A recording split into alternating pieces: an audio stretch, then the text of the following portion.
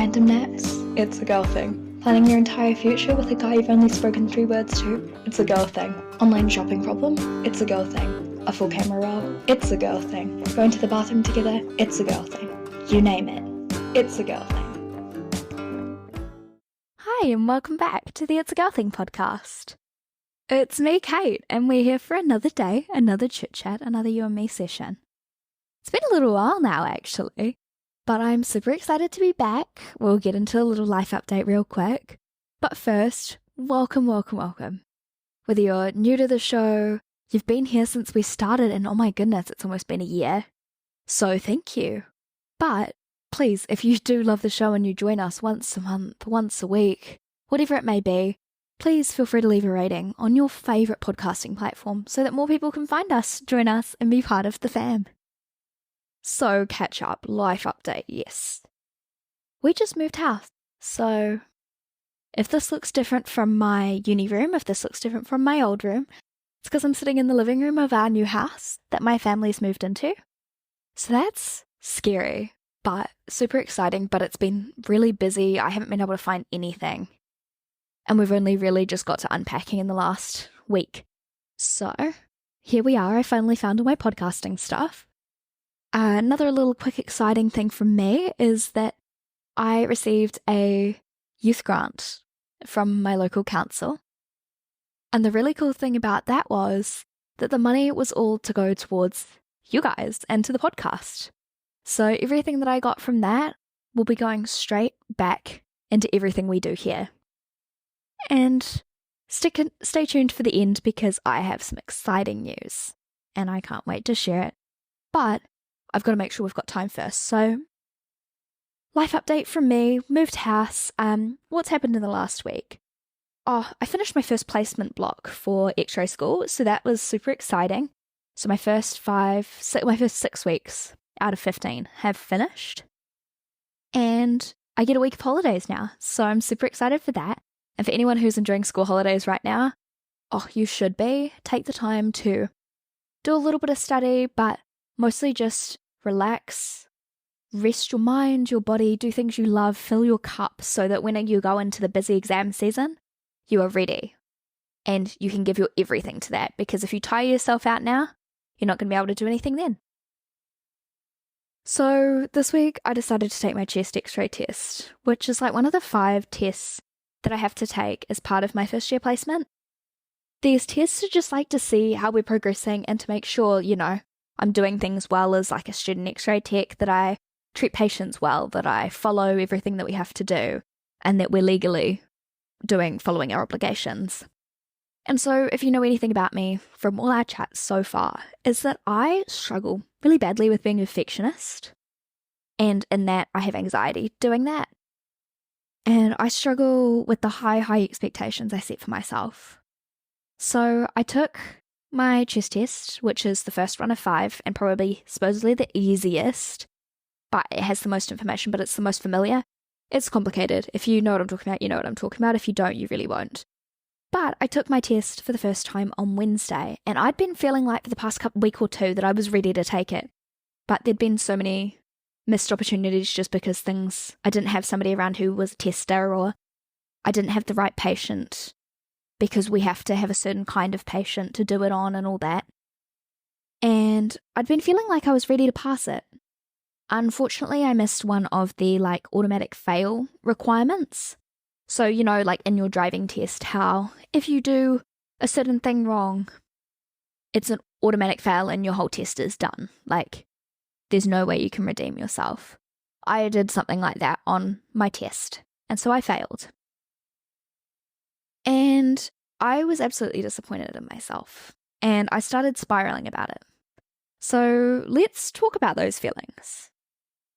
Well, we all have expectations of other people, our jobs, our government, but the biggest expectations we do and we put on ourselves.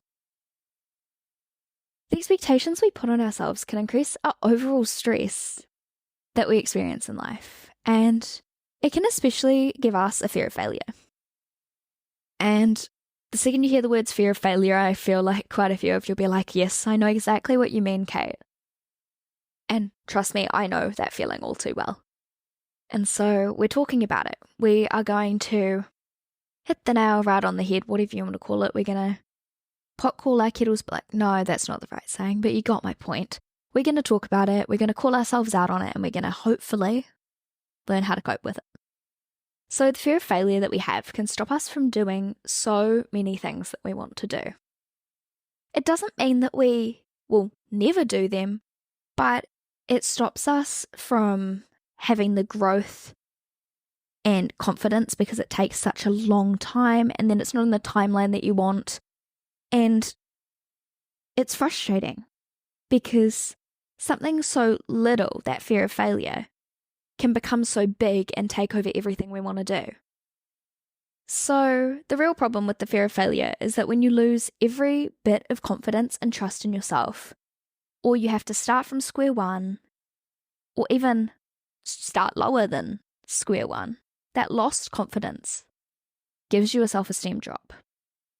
And I feel like we can all say that we've experienced that kind of like heavy loss of self-esteem, that we have some days where we feel like we've hit rock bottom and that we just don't feel anything good about ourselves or good for ourselves. So if you're in a rough patch, these self-esteem drops hit 3 times, 4 times, 5 times, million times harder than being in a really good patch and just having one whoop moment in your roller coaster. Having a self-esteem drop when you're in a crappy time is one of the most awful feelings. And it can just make everything feel so much bigger and more overwhelming. It's a disappointment, anger, frustration, sadness, and so many other emotions wrapped into one big bubble that's then like encompassing you, that's controlling you and holding you.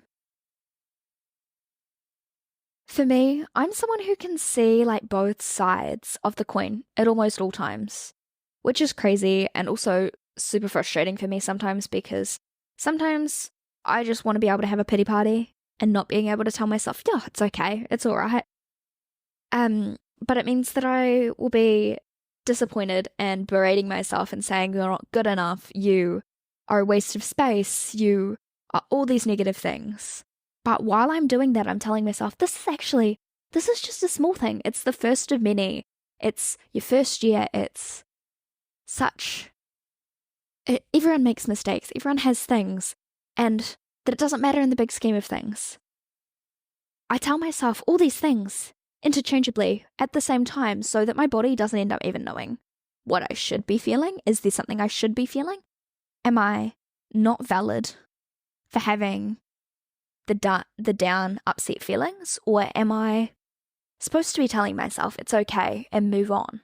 And it's really conflicting because I'm like, oh yes, I just want to have a pity party. I want to say it's okay to feel those feelings. And what I did to manage that the other day was I actually set a timer on my watch for 2 minutes. And I said, you're allowed 2 minutes to have a pity party. So I intentionally snuck away to a bathroom, had a little cry, little breakdown, little frustration. I told myself I was disappointed in me, that I could have done so much better, that how could I forget something so simple? I let myself have 2 minutes of that. Then I dusted myself off. I said, in the big scheme of things, this is just a setback. Now let's use the setback. Let's let it make me better. Let it help me grow. Let it help me learn. And then I moved on. Doesn't mean I'm not still slightly frustrated with myself, but it is what it is. And that loop of the sadness, the frustration, the you can do this, drives me crazy. And I jump from being my own hype girl to having a pity party. I just want to feel one thing at a time sometimes, but I know that that's not how I work, and I guess that's my thing that I'm learning. My expectations that I had for myself were the downfall, because nobody else expected me to pass first go. Nobody else had this expectation that I had to do this and had to do it in a certain timeline. It was all just a part of it. And especially as somebody who's a student, and it was a student-based thing, so it is all about learning. So I guess it's one of those silly things. All the times that I boosted my ego and set myself those high expectations that may have been impossible to achieve, I caused long-term trouble and sacrifice for myself. And the other thing about the fear of failure and high expectations is that I told myself that my assessor and qualified marking the test was disappointed in me, that my tutor for my clinical placement was disappointed in me. I didn't think I could do it. I didn't think I could continue. I didn't think that I'd be able to pass it again, that it meant that I couldn't do anything anymore. And the funny thing about that was my qualified told me she was proud of me. She told me that I ticked every other box on the entire test off, bar the one instant. And I guess for me, yes, that's more frustrating, but it should also be reassuring because it means that I know what I'm talking about and know what I'm doing.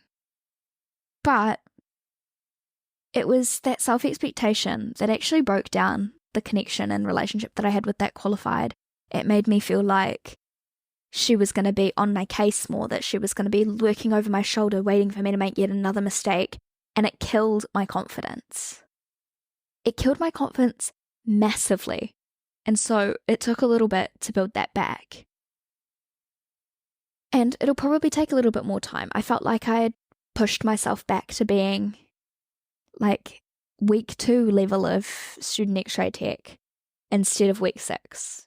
But I passed my test on Friday, so something good can come out of it. I pushed myself, I learned, and I grew from it.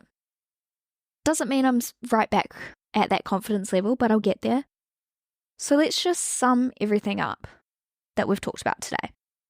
Self-expectation can help us grow, but only when we keep it in check. There's a fine line between having expectations for ourselves and having too high of expectations for ourselves. Because if we have no self-expectation, we'll never do anything worthwhile in our lives. We will lie around on the couch all day. We will just never go anywhere that we want to go because we've got no expectations to push ourselves to where we want to go.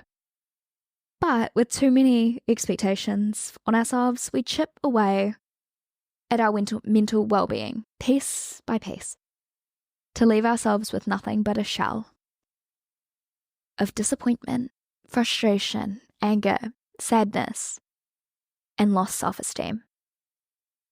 So next time you set goals and expectations and even think things about yourselves, make sure you keep yourself in check.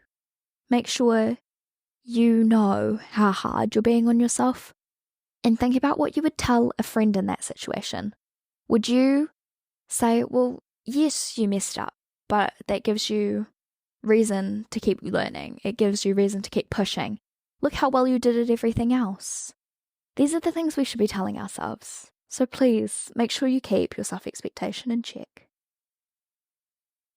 Let's get into a little hype girl moment because, hey, we're talking about expectations, we're talking about what we'd say to our friends, so let me talk to you.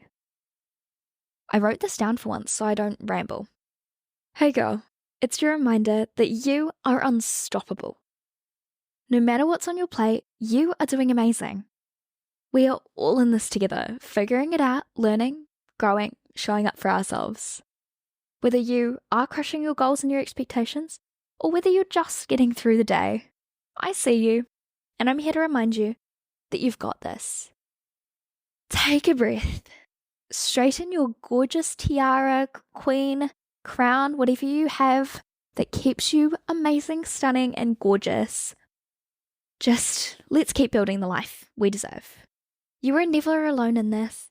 This is your space, your sisterhood, and we're cheering you on every step of the way. Let's keep doing this. I hope you enjoyed this week's episode. Please don't forget to come back next week for more girl talk and tell your other girlfriends. They might need the space just as much as you need it. And if you stuck around, here's our quick little exciting news. It's a Girl Thing's getting a makeover by hopefully the end of the year, but hopefully by the end of November, maybe for our 1 year celebration of being together, I think we're no longer going to be It's a Girl Thing. So if you want to keep on top of all the updates about that, head over to my Instagram, It's a Girl Thing pod. That's where I'll keep all my updates about it. But at this stage, it sounds like we're going to be the unofficial Sisters Club. And the reason I wanted to change this is just there's several other It's a Girl Thing podcasts out there. And the whole point of this is I really wanted us to be unique, special, our own little group. And I just find that hard, knowing that there are other people out there doing similar but not the same thing we are. So yeah, thank you for being here. And please, please, please keep sticking around because I'm so grateful for you. I'll see you next week. Bye. Thank you for joining us on this week's episode. It's been great having you. If you have any topics you'd love for me to discuss, want some big sisterly advice, or just want to say hey, just reach out to me on Instagram at It's a Girl Thing Pod, and I hope you join us next week. Stay beautiful.